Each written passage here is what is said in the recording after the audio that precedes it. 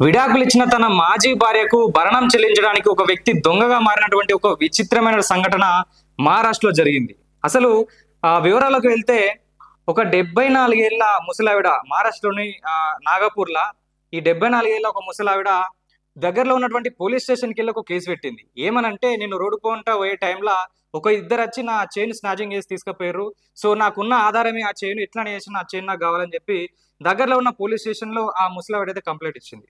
So ఈ పోలీసులు అక్కడికెళ్ళి మొత్తం విచారణలో భాగంగా దగ్గరలో ఉన్నటువంటి సీసీటీవీ ఫుటేజ్ తీసుకొని అందులో గమనిస్తే దాంట్లో క్లియర్‌గా కనబడిన విషయం ఏందంటే కన్నయ్య అనే ఒక వ్యక్తి ఈ దొంగతనానికి పాల్పడ్డట్టు పోలీసులకు తెలిసింది. సో ఆ పోలీసులు అతన్ని ఎలాగోలా పట్టుకొని పోలీస్ స్టేషన్‌కి తీసుకొచ్చారు. తీసుకొచ్చి అసలు ఈ దొంగతనం నువ్వు ఎందుకు చేసినవురా అని అడిగితే ఆయన చెప్పిన సమాధానం విని పోలీసులైతే షాక్ అయ్యారు. సో ఈ కన్నయ్య అనే వ్యక్తి ఈ దొంగతనాలను తన జల్సాల కోసమో, తాగుడు తిరుగుడు కోసమో చేయలేదు. ఎందుకు చేసిండు అంటే గతంలో ఏదైతే తనకు, తన భార్యకు విడాకులైన టైంలా కోర్టు నెలకు 6,000 చొప్పున నేను నా భార్యకు భరణం ఇవ్వాలని చెప్పిర్రు. ఒకవేళ ఇవ్వకపోతే మళ్ళీ జైలుకు రావాల్సి ఉంటది. మళ్ళీ ప్రాబ్లమ్స్ ఫేస్ చేయాల్సి ఉంటదని కోర్టు నాకు చెప్పడం జరిగింది. సో అందుకోసమనే తనకు భరణం ఇవ్వడానికి నెలకు 6,000 చొప్పున భరణం ఇవ్వడానికి నాకు ఏం పని లేదు.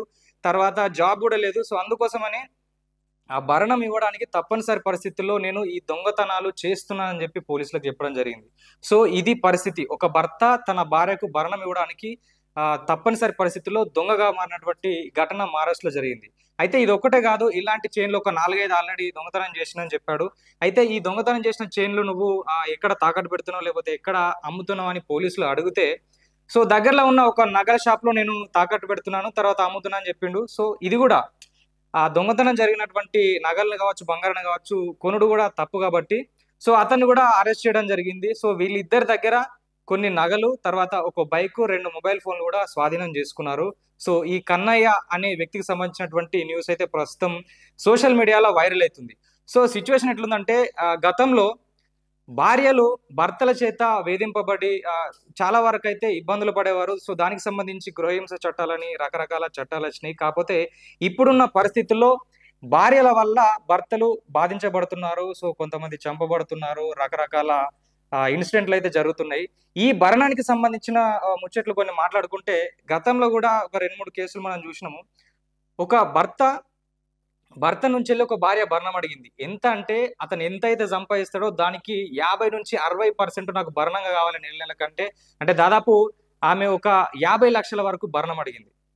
సో ఆ కోర్టుకు సంబంధించినటువంటి జడ్జి ఒక మహిళ ఆమె మానవతా దృక్పథంతో ఆలోచించి ఆమె ఏమంటుందంటే ఇతను సంపాదించిన దాంట్లో 60% నీకే ఇస్తే రేపు నువ్వు పెళ్లి చేసుకున్నా నీది నువ్వు జాబ్ చేసుకున్నా ఏదో సెటిల్ అవుతావు. కాకపోతే ఇతను తన బతికెట్లా, తర్వాత తల్లిదండ్రులను ఎట్లా చూసుకుంటాడు, ఒకవేళ ఈయన వేరే పెళ్లి చేసుకుంటే వాళ్ళని ఎట్లా పోషించాలని జడ్జి కూడా ఒక మానవతా దృక్పథంతోని ఆలోచించి వాళ్ళకు అగెన్స్ట్ గా వాదించినటువంటి ఘటన కూడా చూసినాం. తర్వాత ఇంకా కొన్ని సంఘటనలు ఎట్లున్నాయంటే ఒక భార్యాభర్తలకు విడాకులు అయిపోయినాయి. విడాకులు అయిన తర్వాత కొంత భరణం ఇవ్వాలని చెప్పేసి ఒక నెలకు 5 లక్షల చొప్పున భరణం ఇవ్వాలని చెప్పి కోర్టు చెప్పింది. సో ఇతన భరణం ఇస్తుండు. కాకపోతే ఇక్కడ విషయం ఏంటంటే ఈ విడాకులు తీసుకున్న భార్య ఎవరైతే ఉన్నారో ఆమె మళ్ళీ వేరే పెళ్లి చేసుకుంది. సో అతను కూడా ఒక ఎంప్లాయ్, ఆయనే జాబ్ చేసుకుంటుండు. తర్వాత వాళ్ళకు మళ్ళీ పిల్లలయ్యారు. సో పిల్లలు అయినప్పటికి కూడా మళ్ళా ఇప్పటికి కూడా ఆ వ్యక్తి నేను ఇంకా కూడా ఎందుకు ఇవ్వాలని చెప్పేసి కోర్టును ఆశ్రయించినటువంటి ఘటన కూడా జరిగింది. అంటే ఈమె ఒకవేళ నిరాధారంగా ఉండి ఆమెకు బతకడానికి ఎలాంటి ఆధారం లేనప్పుడు మాత్రమే ఈ భరణం ఇవ్వాలి. సో మళ్ళా పెళ్లి చేసుకొని పిల్లలై ఒక భర్త వచ్చిన తర్వాత అతను జాబ్ చేసే టైంలో వాళ్ళ బతుకు వాళ్ళకు ఉండంగా ఇతను ఎందుకు ఇవ్వాలి? సో ఈ కేసు కూడా సంబంధించి కోర్టు దాకా కూడా వెళ్ళడం జరిగింది. సో ఇలాంటి రకరకాల ఇన్సిడెంట్స్ అయితే జరుగుతున్నాయి.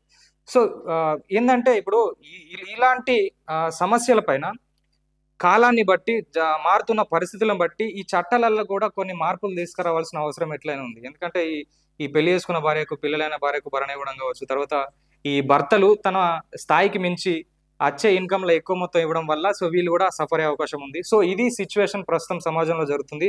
సో ఈ సంఘటన పైన ఏదైతే భార్యకు భరణం ఇవ్వడానికి దొంగగా మారినటువంటి ఈ వ్యక్తి పైన సో ఈ సంఘటన పైన మీరేమనుకుంటున్నారు? సో మీ అభిప్రాయం ఏంటో కామెంట్ రూపంలో తెలియజేయండి.